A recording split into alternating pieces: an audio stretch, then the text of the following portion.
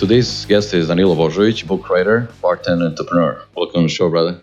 Thank you for calling me. Thank you for having me. It took a long time until we make this happen. It's like 6 months. Yes, something like that. Yeah. I guess we're busy. Yes, You're busy. Yes. It's been good. No, I mean, every time something came up, but we really tried to make it. So I'm glad we're here. I'm glad. I mean, first thing that I want to talk about is your book. Yeah. I mean, I was always admiring you for writing a book, and then after I read it, I was like, I got to talk to you more about this. And your book, Barkeep, Guide How to Be a Professional Bartender. So if you just give us an intro about the book, tell us about you wrote all about it. You have Andrea Risti, she was writing also that with you. So if you could just explain a couple of things about the book and why it should be a must read for anyone from hospitality. Why should everyone read it? And just about small intro. I want to ask you a couple more questions about it, but just give us a quick intro. No, of course. So me and Andrea wrote the book. So me and Andrea used to own a bar school in Serbia. And the point behind the book was basically the road to learning alone is always hard, as everybody knows, and at the time it was very hard to learn because the craft of bar in Belgrade wasn't as on a higher level as it is now. So it was a long journey. So basically the point behind the book was to write for that person that was me when I was like 18, 19, 20, to speed up his learning process or his process of growth. So that was basically the idea. So to give somebody all that knowledge and to speed up his movement. Yeah, that's it. So did you ever, when you were growing up, you ever thought you're going to write a book one day? No, I don't think so. No, I mean, I wrote a lot of different things in school, but no, I never. Never occurred to your mind. No. I mean, you have to have material and you have to be inspired, and it's a process, and it's a hate-love situation. Sometimes you get a block and you don't like it and things like that. So it has to be something that you're really passionate about to move it till the end. So yeah, it's I'm very happy for it. People really like it. They're loving it. The reviews are great, and that's all that matters. When actually people say what you envisioned of happening, then that's all that matters. Yeah.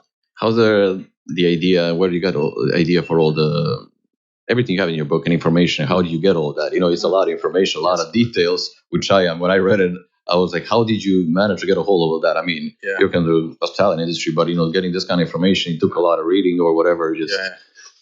Well, to be honest with you, I think whatever you decide to do, you have to dedicate like 200%. So basically, these are all my process of thought, just to think that you can do the best job you can. So basically, like, it all matters. Like, all those little things matter in order for you to actually do the job properly.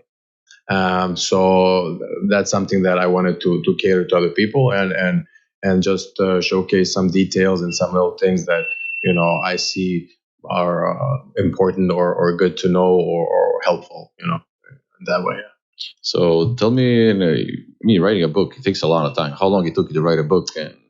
This book, almost 4 years. 4 years? Mm-hmm. How do you work with your schedule? I mean, everyone's working, everyone's taking a lot of time doing different things in life, and writing on top of all that. Yeah, that's a good question. Funny question. I mean, every time after a shift, it would be a long shift. So even if I had half an hour in me, or I had 45 minutes in me, or sometimes 10 minutes in me, I just pick up a laptop, write until I fall asleep, and hopefully it got saved. Just tell us, what time was that of the night? I assume it was night. Yes.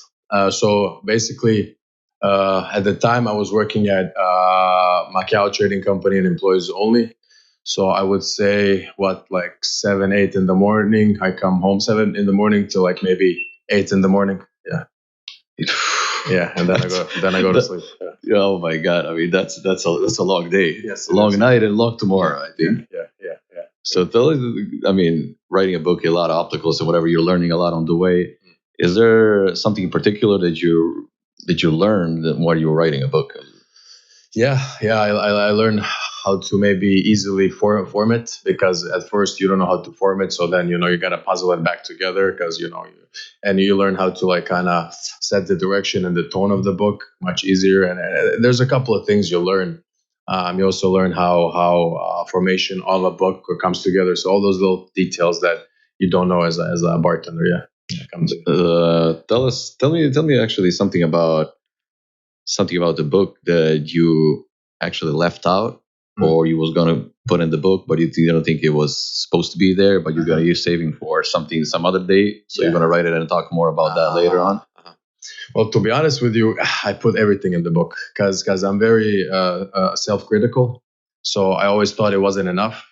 So every time I got a new idea, I would immediately work on it and put it behind the book before it gets published because I wanted to give as much as possible. Always something new, just because like once it's out, it's out. And I never wanted, for it to be like, that it wasn't that it was supposed to be. So basically, I put everything I had, and now I'm working on the second edition, and that's also happening. That's also the same process, just giving everything I have. In Miami, it's been a great learning curve, and it's been a great experience, and it's been 3 years, soon 4 since the book came out. So yeah, the second edition is also on its way. Okay, so and your book. I mean, you were working on this second book.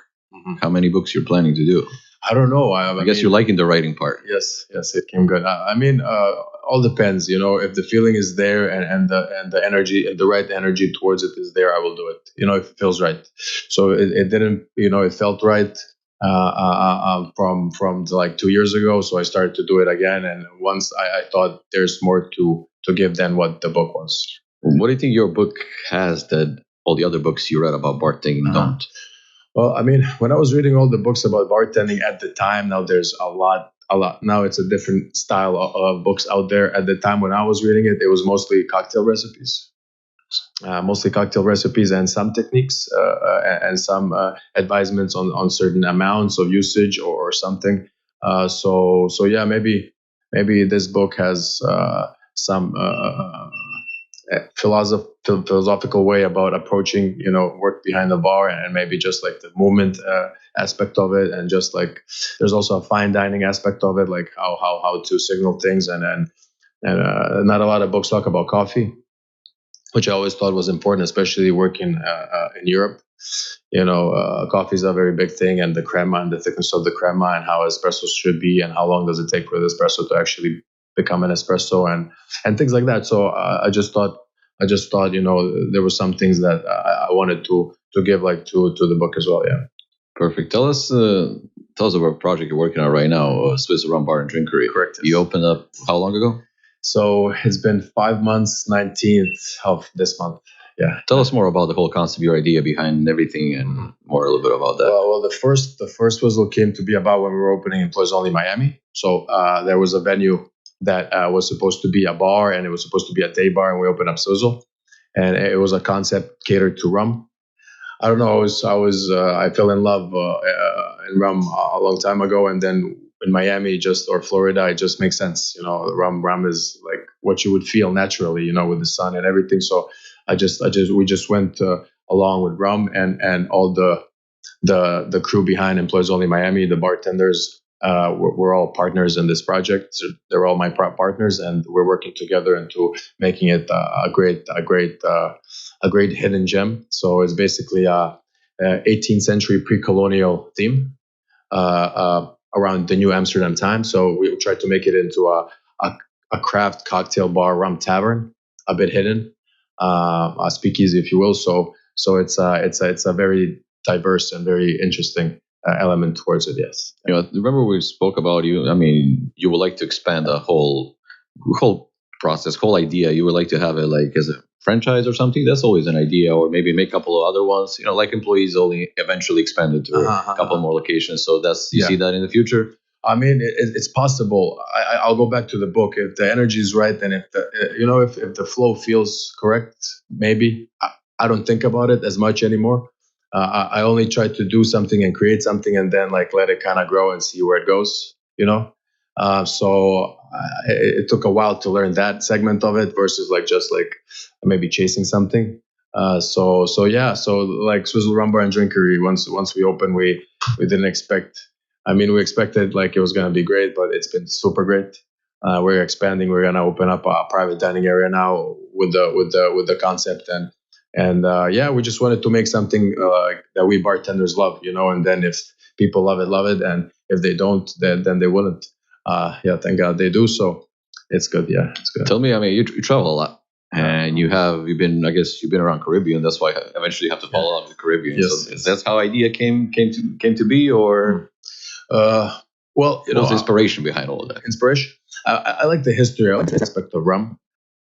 Also, the traveling and the travels gave its way, because it's a big part of the Caribbean culture. Obviously, it's a big historic placement rum, especially with sugar and then the European settlers coming in and just the whole island diversity and everything. It just made sense, And in Florida, I always thought it would be a great representation of that whole culture, that whole history, not just the Caribbean, but the American history and how rum influenced and how rum was drank in America at the time that the Swizzle Rum Bar and Drinkery was themed at to be, maybe a bit more than that. So it has a big historic aspect as well. So it's everything.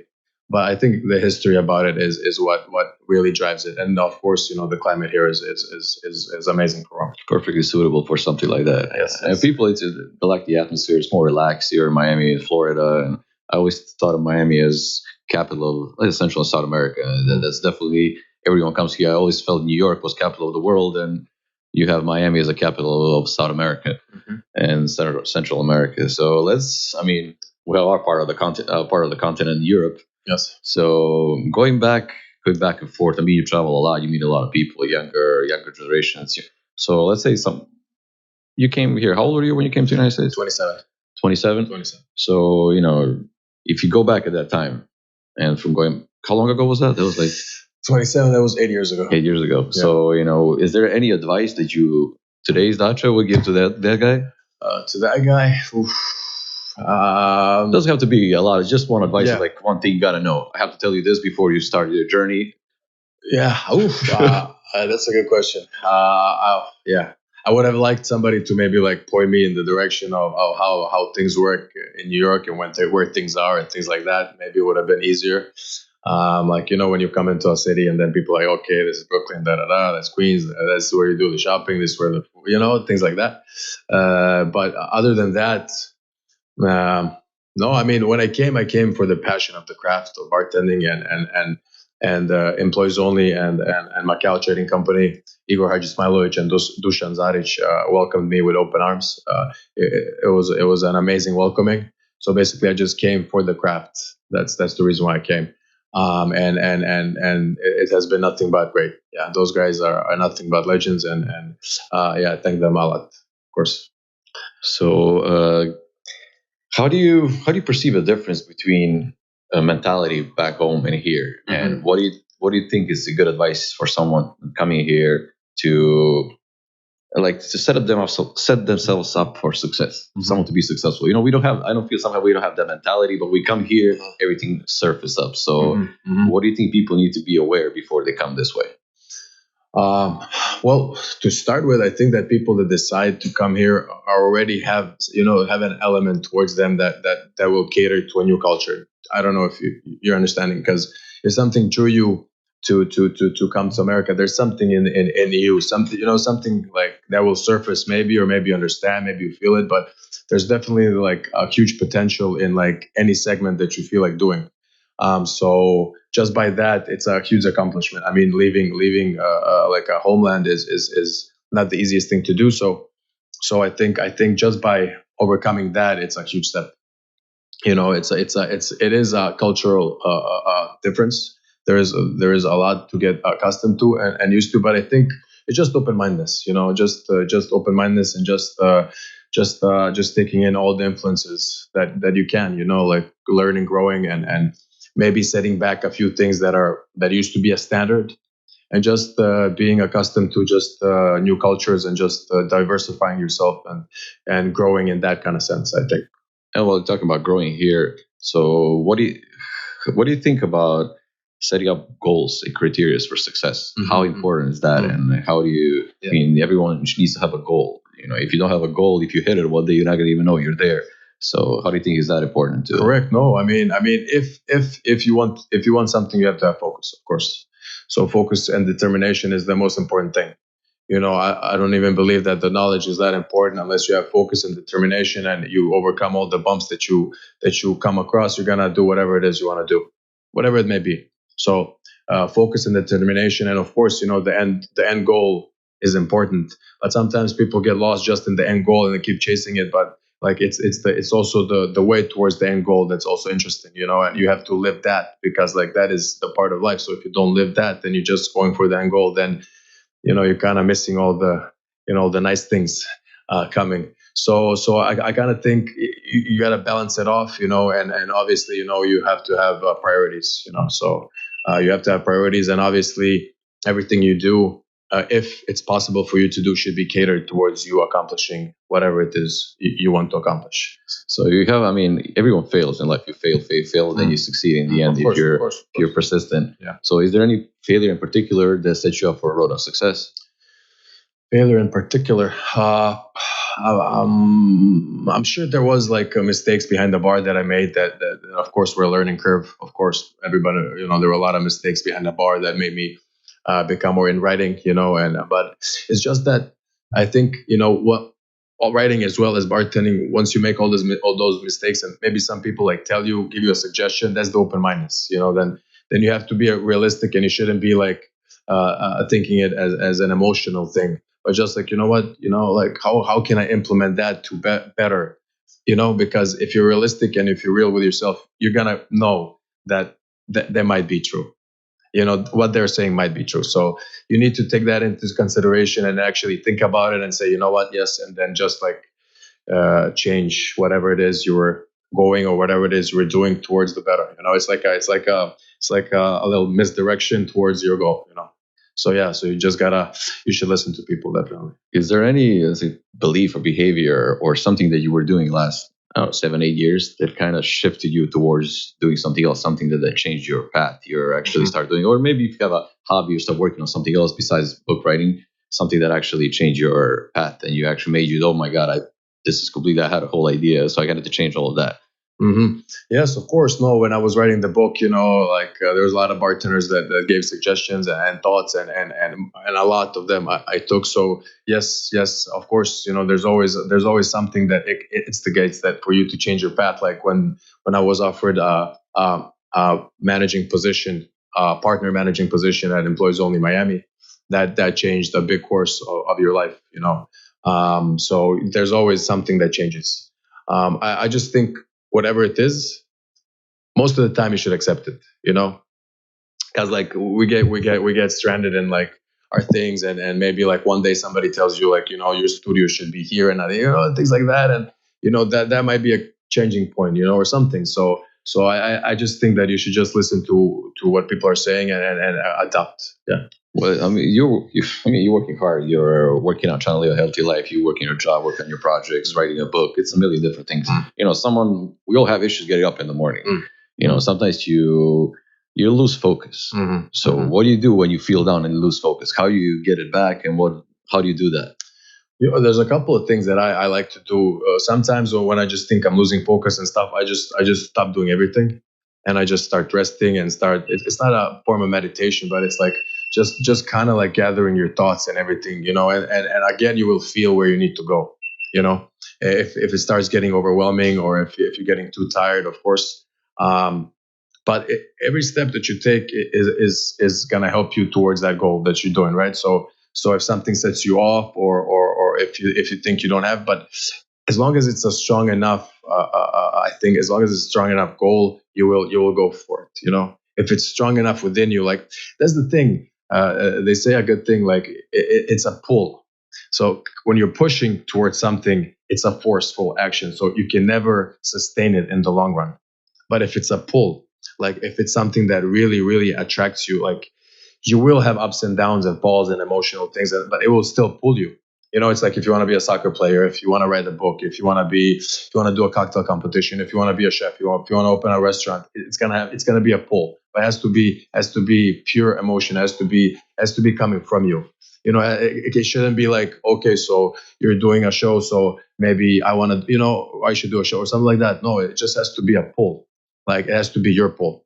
So I think the biggest point is to discover what's your pull, and then once you jump on that road, then up, down, no energy, more energy. You will work for that energy, and you will go there. So I mean, all of that is we're kind of allowed to do all of that. They learn a lot of things just because being in the United States. Everyone always say coming here, living the dream, living an American dream. What is American dream to you? American dream to me, being free, being free of everything. That's the American dream for me. Doing what you want and just enjoying life. That's the American dream for me. Being who you are, being truthful to yourself, and to me that's that. America is great for that. I always say, truly, it is one of the greatest places you can be at, and I truly think so. It's because you're free to do whatever you want, think however you think, as long as you don't affect negatively other people, which you should never do, of course.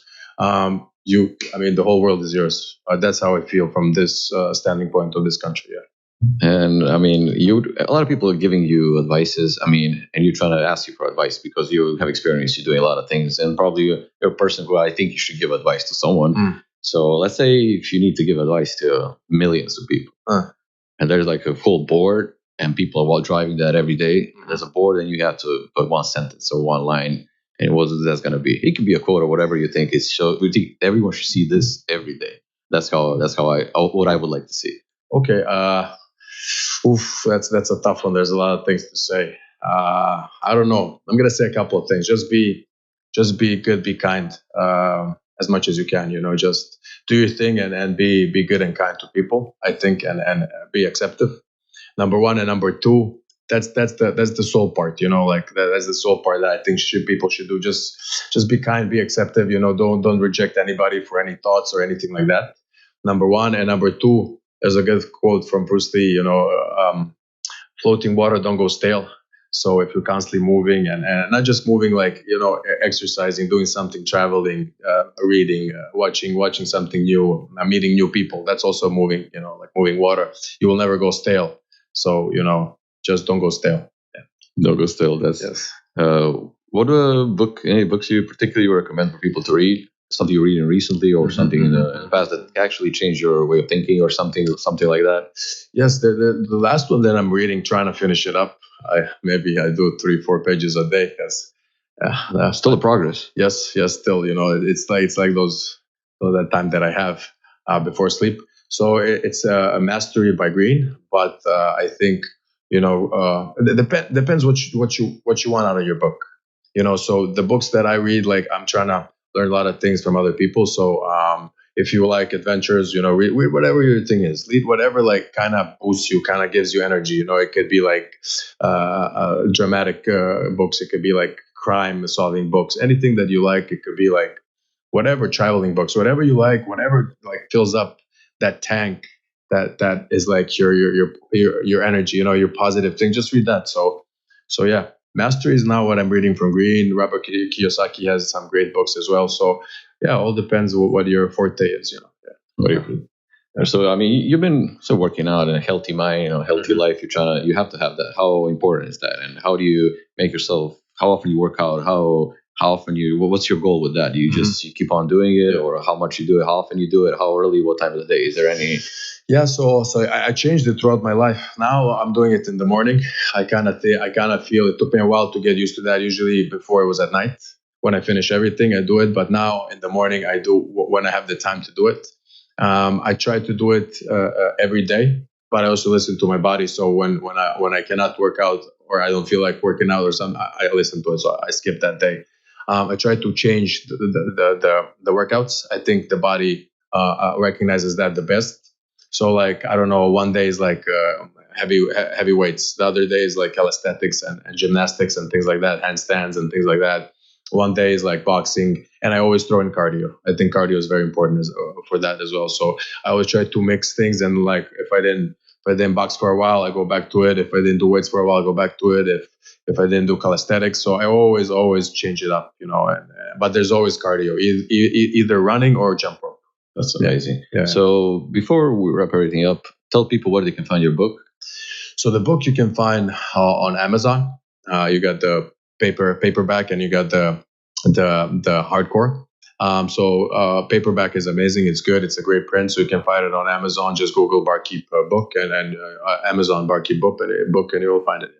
And if people want to find more about Swizzle and about you, where they can find you on Instagram, social media, or Yes, so you can follow Swizzle on Instagram or Facebook, and the website is Swizzle Rum Bar and Drinkery.com. So you can visit there, and you can follow any of us on Instagram or Facebook, or email us or contact us however you want to. All right, brother. Thank you so much for coming. It was a great conversation. It's really a pleasure. Hopefully the second book comes up soon. Yep, I hope so too. And we're going to have you again, or maybe even earlier. We'll figure it out. I hope so. Thank you so much. Thanks everyone for watching. Please subscribe. Thank you so much.